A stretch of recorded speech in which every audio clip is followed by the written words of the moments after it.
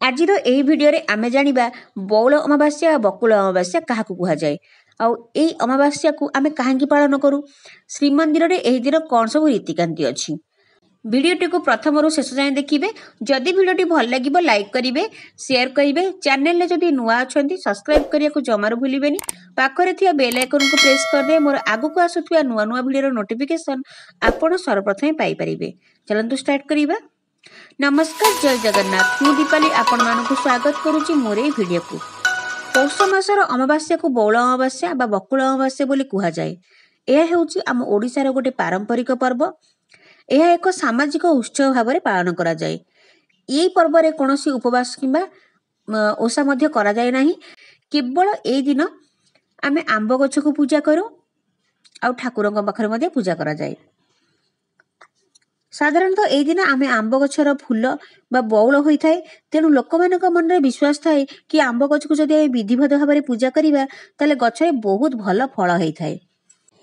आमे माने मध्य जानिछे जे आमर समस्त पर्वपराणी होउची विज्ञान सम्मत। से सूत्र रे एई बकुल अमावास्या बा बौल अमावास्या आमको एई समय फल देउथिया वृक्षर महत्व को बुझाए। आंब पणस इत्यादि गछरे एई समय बहुत फूल हुए, माने आंबरे बौल हुए। तेणु यही सब फलंती गछर सुरक्षा पाई आमे भगवान को प्रार्थना करू एमती भल फल हो बोली।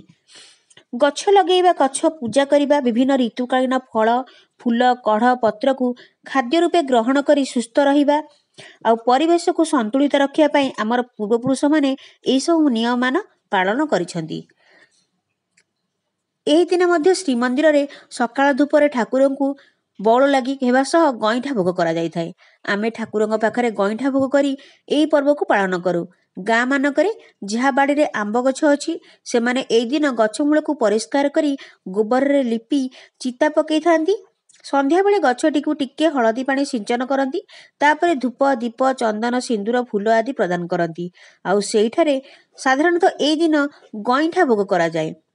आमर जो नुआ धान अमल करा जाय थाए सेही नुआ धान रे प्रस्तुत चाउल प्रस्तुत करिकी चूना, से चूना रे गईठा तैयारी करा जाए। आउ से गईठा को भोग लगी करा जाए।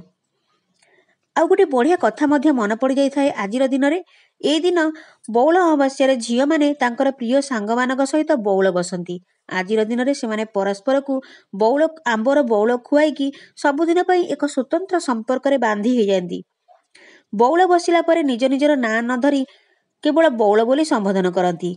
एही संपर्क रे गोटे अद्भुत निबिड़ता थाए।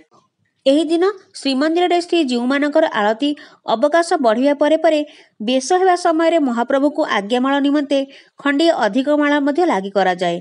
गोपाल बल्लभ भोग सारी सकाळ धूप उठिले रोष घर भोग सांगे बौल गईठा ताटछाम को आसे। एहा परे मुदिरस्थ प्रसाद लागि करंती। तापरे पूजा पंडा 16 उपचार रे भोग लगई थांती। आउ एही दिन नारायण सागर विजे करंती। पूजा पंडा श्रीजीव ठारू आज्ञामाଳ आनी नारायण को प्रदान करंती। आज्ञामाଳ पाई नारायण सागर विजे निमंते झुलना मंडप रे निकट रे थिबा पालिंकी रे विजे करंती। तापरे श्रीजीव मानकर अन्यान्य दैनंदिन नीति अनुष्ठित होई थाए।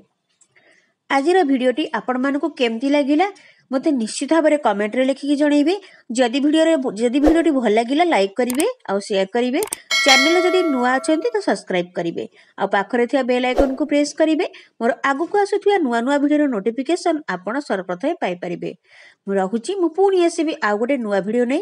नमस्कार, जय जगन्नाथ।